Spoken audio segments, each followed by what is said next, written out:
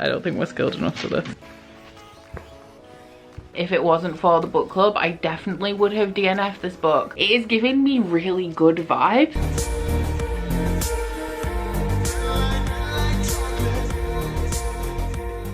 Good morning. It is 8:48 on Monday the 14th of February, aka Valentine's Day, but more importantly, aka the day that House of Sky and Breath arrives.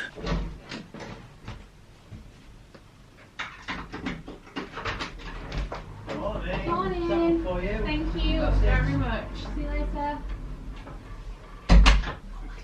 It's here. It's here. Don't ask any questions about the Winnie the Pooh onesie, okay?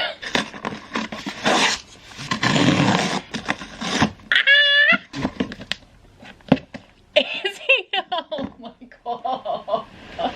I do have 2 copies. Don't worry, I'm not being greedy. Ryan was at work when they went on sale, so I got a ticket for him as well.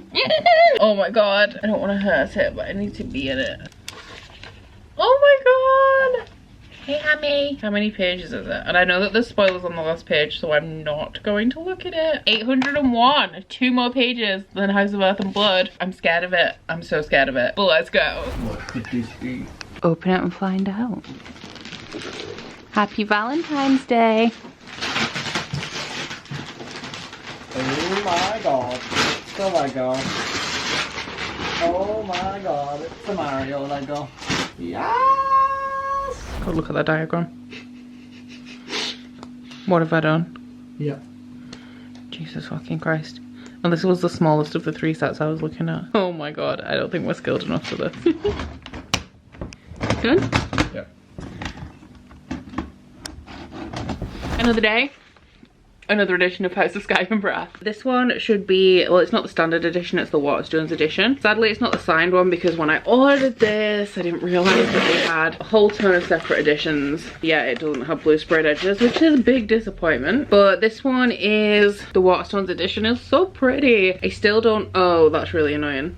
I really don't like that. There's like lines down the front of the foiling, like scratches, but it's whatever. I'll probably end up with another copy at some point anyway. But why did it have like dirt on the pages as well? Waterstones, what have you been doing? This one has an additional chapter, which is an exclusive behind the scenes peek at what some of your favourite characters were up to off the page during House of Sky and Breath from the perspective of Bryce, maybe? It's only real short, but because this is the standard edition and this one is the event edition, I'm going to switch over all of my tabs and stuff into the normal and carry on reading this one. I did make a decent dent in this yesterday, considering I spent a lot of the day like making Lego and stuff, but I am off work, so it's not like I'm doing anything particularly taxing. But I made it to page 170 and up to chapter 15. I am enjoying it because everyone knew that I was going to enjoy it. Even if it was terrible, I would still enjoy it to a point, if that makes sense. Which is not terrible, I'm just saying, like, because it's House of Sky and Breath, I am obviously going to enjoy it. But I'm not enjoying it right now because obviously it has a plot, and to have a plot you have to have conflict, and I'm just so attached to these characters that I want the best for them. So the fact that there is a plot in this book is making me real sad, but I just gotta trust the process, you know. I just gotta trust that by the end of the book the conflict will be resolved and everybody will be at least some semblance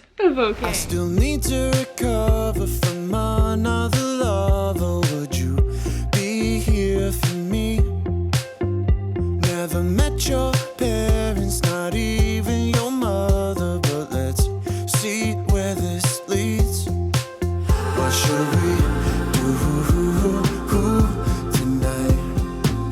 What if this breaks your little heart in mine? What should we do tonight?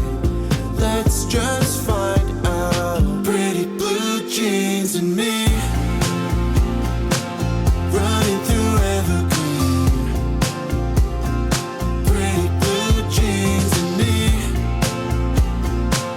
yeah, she's what I need. I still need to recover from another lover. You're my picture perfectly. Still haven't met your parents, but we hang with your brother when he could use the company. What shall we do breaks your little heart in mine. What shall we do tonight? Let's just find out. Pretty blue jeans and me, running through evergreen, running through evergreen. Pretty blue jeans and me, yeah, she's what I need.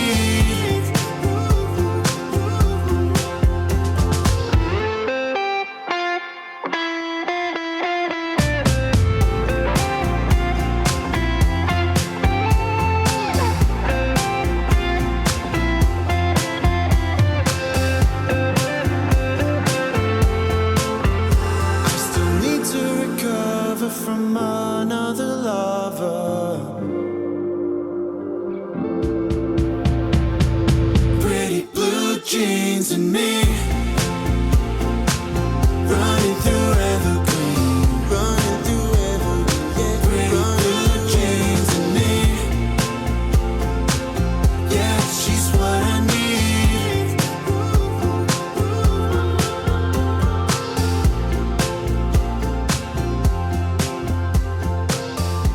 So we went out to see my dad and the pups again yesterday, which, oh my god, they are gorgeous, but did that take it out of me? I was exhausted when I finally got home. I haven't actually been reading a whole ton. I'm taking the book nice and slow, and I'm 414 pages into it now, so just past the halfway point. There is a possibility that I could get it done today though, because it's a stormy day. I mean, the sun's out right now, but Storm Eunice is going to be sweeping in later tonight. It's my rest day today, so I don't need to work out, and I couldn't even if I wanted to because it was leg day yesterday, and I can't feel my ass. But I'm gonna throw it back to what I used to do in my early 20s when I moved in with my mum and my dad after uni. They live in the middle of nowhere and I didn't drive, and it's like 2 miles to the nearest shop, like literally nothing to do there. So when I came home from work, I used to schedule my evening, like this was pre-YouTube, and I love schedules, and I have so many hobbies and have always had so many hobbies that I used to like allocate time blocks. So it'd be like, right, I'd have my dinner when I got in, and then between like 6 and 8 I would play Xbox, and then I'd read for an hour, and then I'd watch TV and like cross stitch for an hour and a half. So I'm gonna do that with my entire day, and I'm really excited because obviously like the older you get, the more things you got to do, life gets in the way. I work more now, I now work out regularly, so I don't have these massive blocks of time to schedule. But it's 9:30 now, and the way I've been doing it the last couple of days, even though I have had other things going on, oh, I might do some Lego with Curtis tonight. That's something else that's been taking my time this week that I've been having a real good time doing. But I've been mixing 100 pages of my book with 2 hours of Horizon Zero Dawn because I'm trying to do a speed playthrough before the game arrives. And actually the postman's just been and posted something through the letterbox, which I think is Horizon Forbidden West. But I've never played a game before on New Game Plus. So like when you finish a game with modern games, you get like a New Game Plus option, which means that you can play the game again, but you already have all of your like skills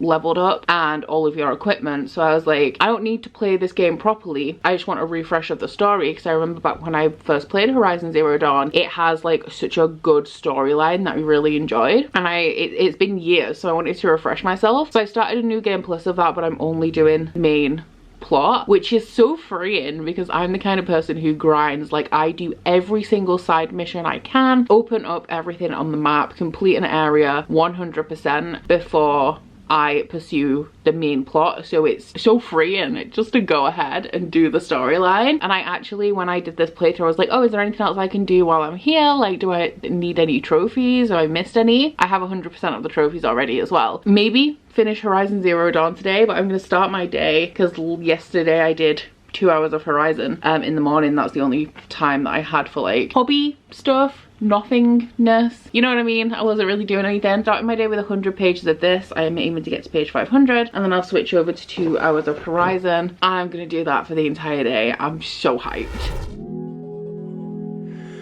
I know you said I will wait for you if you want me to.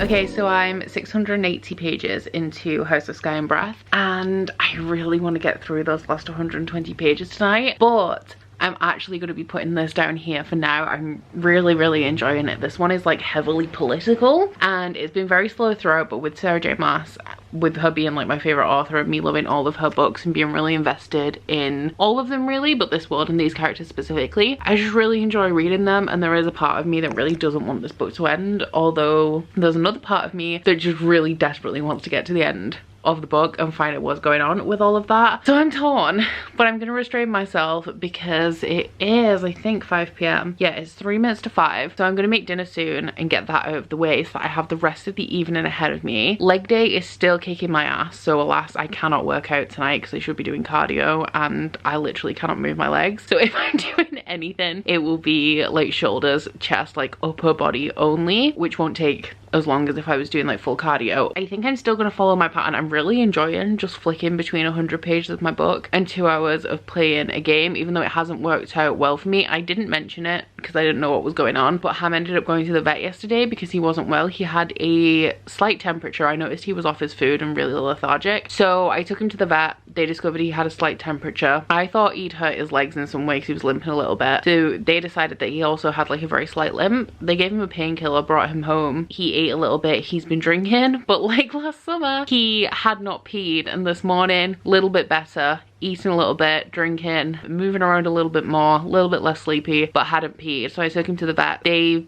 checked him all over. They've checked him all over twice. His temperature's back to normal. His mobility and everything's fine. He has no swelling. It was just the peeing, and then they gave him another painkiller and he got on the floor and peed on the floor at the vet. So providing that he carries on eating and behaving normally, he's fine now. I think actually because a couple of nights ago I was working out, and when I have my spin bike out into the room, there's like a very narrow gap between the end table next to the sofa and the edge of the spin bike. Like when I'm not using the spin bike, I push it to the side, but I pull it out a little bit so there's room for my legs. And he did zoomies from the kitchen through to the hallway and knocked against the edge of the spin bike, which is metal, and then like ricocheted into the table and then like stopped and shook himself off. So I think he's like bruised his legs or something, and he was having a little bit of pain for that. And then the vet said that they can have a little bit of a fever if they're in pain, but he's all good now. But yesterday, which was supposed to be my cozy reading, relaxing, hot slob day, kind of got derailed, and then I had to go to the vets again today. But tangent aside, I want a bath tonight. I've been really excited to have a bath, but I only have 120 pages of this left, and I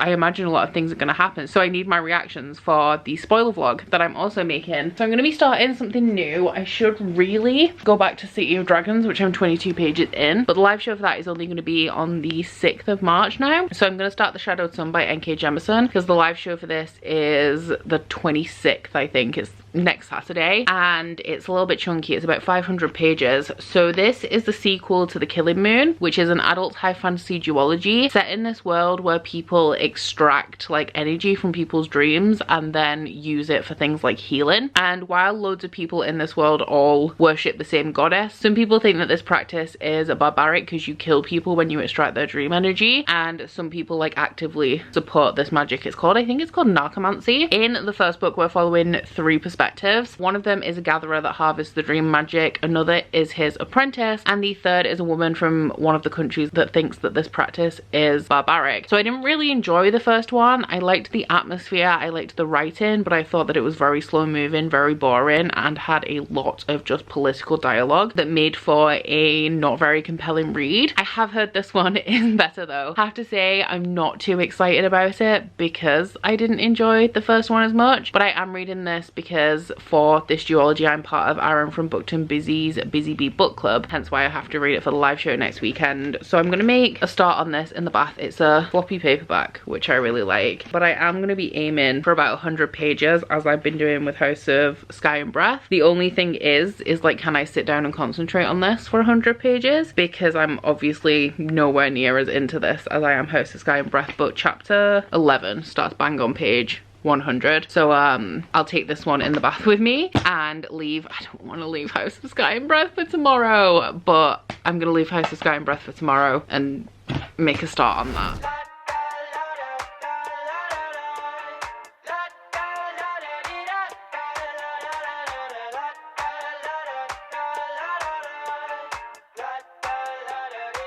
I got my head out the sunroof, I'm blasting our favorite tunes. I only got one thing on my mind. You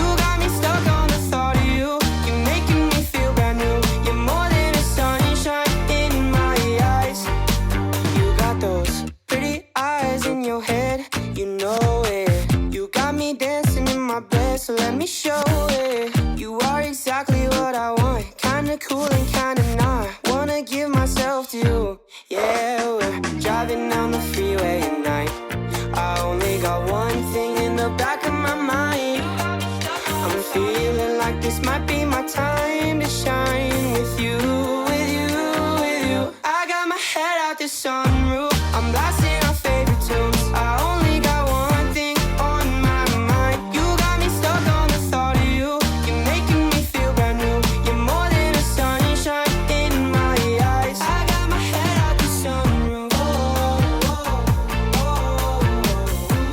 I've had a terrible day and it's my first day back at work since I've been off, but I'm going to tell you all about my terrible day tomorrow because now I have a whole bunch of other things I need to tell you as well relating to that terrible day. But for now, I'm gonna go make some food and die inside, I guess. Okay, so basically I was importing all of my footage yesterday because I've been filming this vlog alongside the House of Sky and Breath spoiler vlog. So I was going like piece by piece, file by file, separating them into 2 folders. And I got to the bit where I was in the last like 150 pages of House of Sky and Breath, and I have no idea what happened in the time between me filming. The last clip I filmed actually that was okay was the one where I said that I was putting the book down and starting The Shadowed Sun. So that one was fine, and then anything past that point the audio is like wildly distorted, and I've had to use that footage in the House of Sky and Breath vlog because it's all reaction stuff and my reactions were actually real good. Like sometimes I'm not like a super reactive person, so sometimes my reactions aren't that exciting, and I thought the Sky and Breath ones were really good, but the audio was like so badly distorted. So aside from all of the House of Sky and Breath stuff that I had to figure out and then refilm the intro and wrap up to that video, it did affect one clip for this vlog, which was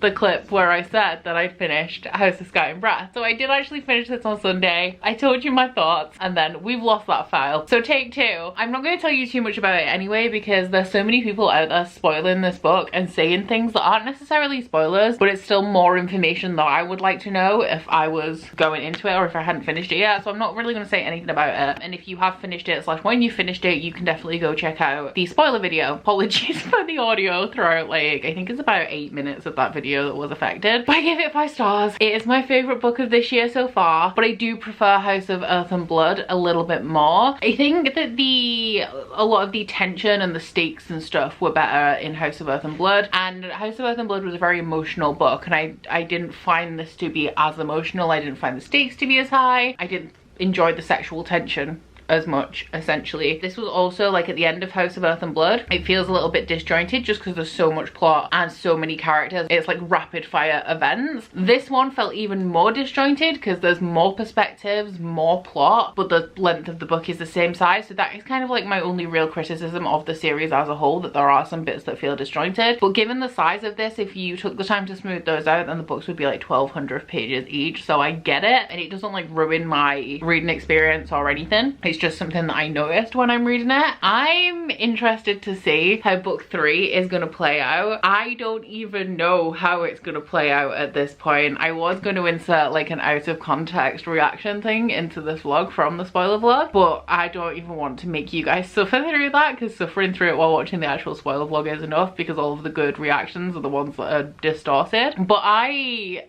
there were quite a few big reactionary moments throughout this, and I'm really excited to see how that is going to play out in book 3. There's all sorts of little threads just hanging like with all books, you know, there's just little bits of plot threads and character threads hanging everywhere, and I believe that book 3 is going to be the final book in like this story arc. So I'm really interested to see how she manages to wrap everything up in one book, although I will say I wouldn't be surprised if the core series gets extended to 4, because I feel like we have 2 very large elements running through this series now, aside from all of like individual character plots and stuff that really need tying up, and also lots of little offshoots that she could go down, because I know when I watched that interview she said that the main story arc is going to be 3 books, but she does have ideas for other stories taking place within this world, or with like, I'm guessing just not the main characters, because there's a lot of characters in here, which is one of the reasons why I love it, because I love all of the characters. So yeah, I'm excited to see what the future holds, but I'm not like overly emotional in any kind of way. Like, I'm not hyped to need the 3rd book right now, because I don't know, I think I've talked about before how I don't get excited about things things because I guess I'm just used to or fear disappointment. But there's a 2-year wait, you know, so like it's gonna be like it was this year where I kind of just wasn't that bothered up until it came to the like 2 weeks before the book was released and I started to get really hyped. But yeah, I'm really interested to see where it goes, and I'm excited to reread this as well because I was swept up in a whole ton of stuff that was going on in this book, but I know there's like so much more and a lot of intricacies in here. It's a very political one as well, which I'm really excited to re-experience when I don't have the pressure of trying to read it before I get spoiled, and also when I'm not so focused on like, oh my god, what's gonna happen next. The Shadowed Sun is upstairs right now and I can't be bothered getting it, but I am quite a ways into it now. I'm 212-ish pages, so I'm not quite halfway. I am listening to the audiobook. The audiobook is really slow, so I can't listen to audiobooks all that quick, but 2.8 speed is still enough that I could listen to it. Like, it's only just at the speed where I have to read along at the same time. I can listen to it on 2.5 without reading along and I still understand everything that's being said. I will say that if it wasn't for the book club, I definitely would have DNF'd this book because I'm not really feeling it. When I was reading the first book, it got to a point where like I just knew that I didn't like it, so while I was reading it my brain was just like chucking the information. I was just like not retaining it at all, and I am having a bit of that issue with this. Like, I just don't care enough to retain a lot of what's going on. It's continuing with like the weird sex stuff in it, which I mean, it is fine. It's just something that I'm noticing, and it's the same like string of political conversations. The plot seems to be essentially the same as well. So in book 1, the main kind of thing going on is that people are dying in like the nightmare realm and they shouldn't be, and that's also going on in the second book. It's just happening in a different way, and we have different main characters who are trying to get to the bottom of what's going on. So I can't say I'm enjoying that very much. I may pick up another book alongside it because I want it done by Friday. The live show's on Saturday. I have 3 hours and 45 minutes left of the audio, which is wild because I've still got like 280-ish pages left. But because I'm not actually enjoying it, instead of just like continuing until I'm done and like maybe, I don't know, finishing it tomorrow instead of Friday, I think when I hit my hour and 15 quota tonight, I'm gonna switch over to another book. But I will of course let you know if I actually do that, if I get to that point. Well, last night I finished The Shadowed Sun by N.K. Jemisin. I'm not putting a rating on Goodreads for this, but I have put it through Pile and it came out at 2 stars. I didn't enjoy it. The reason why I'm not putting my rating on Goodreads is because I don't really think it's fair, as I would not have read this book if it wasn't for Aaron's book club. Even when I started reading it, I wanted to DNF it at around the 50 page point, so I don't really think it's fair for me to give it a bad review when I just wasn't interested in it and didn't want to read it, which probably heavily impacted the reason why this came out as 2 stars for me. Throughout the process of reading this, I identified a few things about this series which makes me not enjoy it. One is that the magic in here is very intangible because it's predominantly surrounding in dreams, and the gatherers and sharers will go into people's dreams and like exist within their dreamscape. I personally prefer a hard magic system. I prefer very solid, like tangible magic systems, and this series just does not have that because of the nature of it being dreamlike. Within this series as well, I can't say for N.K. Jemisin's other series, but within this one, it very much seems like she crafted the plot of this and then she built the world kind of like around that plot. So you know how like J.R.R. Tolkien laid out all of his world and then put the story in it? This one feels like N.K. Jemisin had the story and built the world around it, and I prefer when the world building is all not necessarily done ahead of time because I don't necessarily always know an author's process, but I prefer like a really strong world with consistencies throughout it, like plot points and stuff that draw back to things that we learned like many books before in the series. But these two kind of read like separate storylines in the same world. I don't think you necessarily have to have read the first book to read this because we're following like a different element of the Hetua. Like the first book is about the gatherers, this one is about the sharers. It has a very similar plot line where people are dying in nightmares again, albeit for a different reason. And while there would be bits like it would be obvious reading this that something had happened in the past of this world, because this is set like 10 years after the end of the first book, because there are so many like extra world building things that aren't further delved into and aren't necessarily relevant to the direct plot, it's not 100% necessary for you to have read the first book in the series to read this. So they're more like two joined standalones, like kind of companion novels, if you will, although there is like some elements of this story that is dealing with the repercussions of the first book. But yeah, just really not my thing. Didn't enjoy it. And it's also definitely a plot driven story. I prefer character driven, but I can read plot driven stories, but I wasn't really rooting for anybody in this. I feel like the majority of the perspectives that we follow are like influential people, not like your standard citizen. So I feel like we didn't have like a big enough variety of perspectives in this book for me to really be rooting for anything that any of these characters were working towards. And it's also like kind of, in terms of the politics, it's like a flip-flop from the first book, which makes it like there's no clear good side, if you will, so I'm not like behind anybody's motivations or anything throughout this. So sad that I didn't enjoy this duology. I am going to be unhauling it. I have heard that N.K. Jemisin's books, like all of her series, are very different from each other. I've had The 100,000 Kingdoms recommended to me many times because I think the first book has a heavily like romantic plotline, and I do have the 5th season,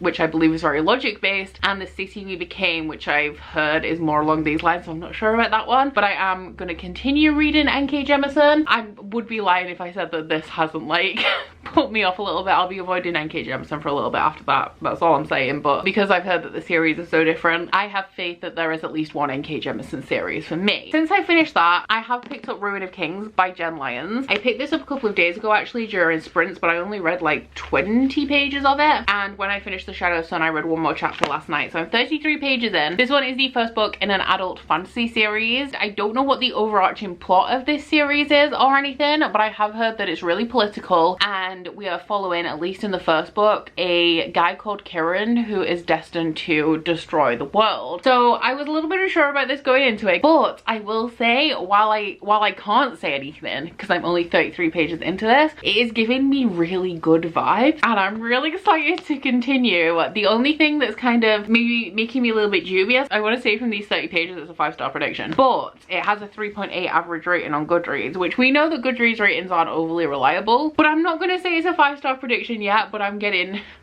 good vibes. So this is told very interestingly. Right at the beginning we have a letter to, I think it's the Emperor, from somebody called Thurvashar Dolores, and it explains that this is a full accounting of the events that led up to the burning of the capital, which at this point I have no idea what that means. But the first part is a transcript of a conversation between two people. So I'm only up to chapter 4, but the chapters that I've had so far are alternating between Kieran's perspective and the perspective of a monster called Talon. So I'm immediately intrigued because we have this guy who's destined to destroy the world and a monster who can, like, I don't know if she shapeshifts or what her exact deal is, but she looks like a human, but she's a monster. So she essentially tells Kieran to tell her a story, and he asks what she wants to hear, so she says start at the beginning. So he starts telling his story from the beginning, but after a little while she stops him and says that isn't actually the beginning, and then she starts telling the story from an earlier point in time. And all the while this other person who's wrote this letter has been listening in. He's transcribing it to comprise this document of the events leading up to the burden of the capital, and he's also providing footnotes throughout it. Now, other interesting elements of this as well, I can't believe I've been talking for so long about this, I've read 30 pages, but other interesting elements is that I don't know whether they're necessarily unreliable narrators. I guess I would say that they are, but Kieran or Talon is telling us things about the magic and superstition and lore of the world, and the guy who's narrating it, who's providing the footnotes, is essentially contradicting them and saying that they're wrong and they're stupid and that this isn't the way that it goes. So I'm reading it very slowly. Like, it took me 45 minutes to read about 20 pages of this because there is a lot going on. We also have a full glossary at the back, which I have needed, and there's also a pronunciation guide, which I accidentally read that when I was looking for the glossary, and now I keep getting held up on how to pronounce things, even though it literally doesn't matter because it's all just in my head. But yeah, it seems really detailed and really cool so far, but it is taking me a long time because it is kind of dense, and it's told in this, not necessarily unique, I'm sure there's other books told this way, but a way that isn't the norm. And so I keep flicking backwards and forwards to the glossary, the note at the beginning about the letter, and piecing things together in my mind. We also have multiple timelines in here, but it's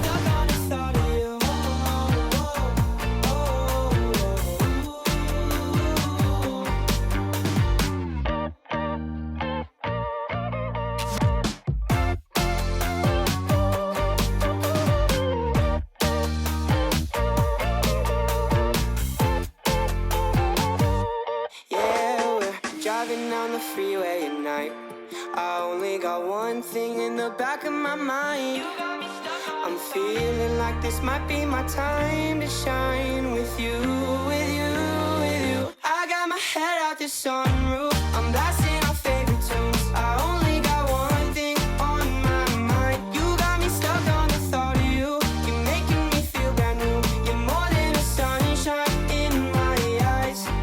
So we are wrapping up this vlog the same way that we begun, in a Winnie the Pooh onesie. I'm 200-ish, 204 pages into Ruin of Kings now, and I don't really think I have too much to add on what I said when I was 30 pages in. I was going to say, like, up until the last maybe 50 pages, I was going to say that the pace is quite slow, which I guess is expected for the beginning of a fantasy book that is this chunky. But then the pace picked up dramatically, and we have, in both of the storylines, both of the timelines that are going on, we have had quite a bit of action, and it feels like we're at the turning point now where things are kind of going to progress from here. I don't really know where the story's going at this point. I am still really enjoying it. I'm still having really good vibes about this, and I definitely don't think that it's holding my hand at all throughout here, because I don't really know what direction this is going to go in overall in terms of the plot. I don't really know what I should be picking up on. There's like a lot of references to like world specific stuff, so like the jargon, the language, the world building, the religions, all of that kind of stuff, and I have been referring to the glossary quite a lot. But because it's a new world and because it is quite a dense one, I have a couple of theories, maybe, or like one theory that I may have picked up on going throughout, but like I don't know where this is gonna take me, and I'm interested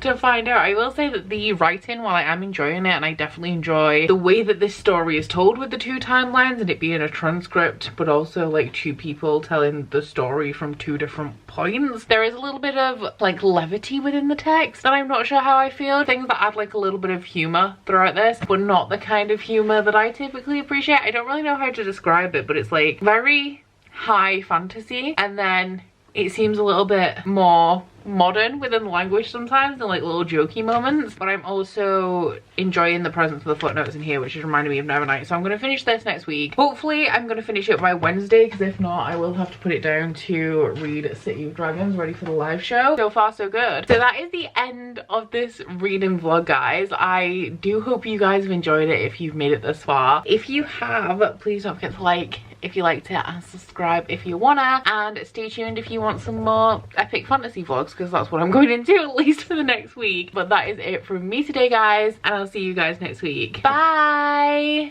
Oh, you bite your friend like chocolate. You say you're go where nobody knows, with guns hidden under our petticoats. We're never gonna quit it, no, we're never gonna quit it, no.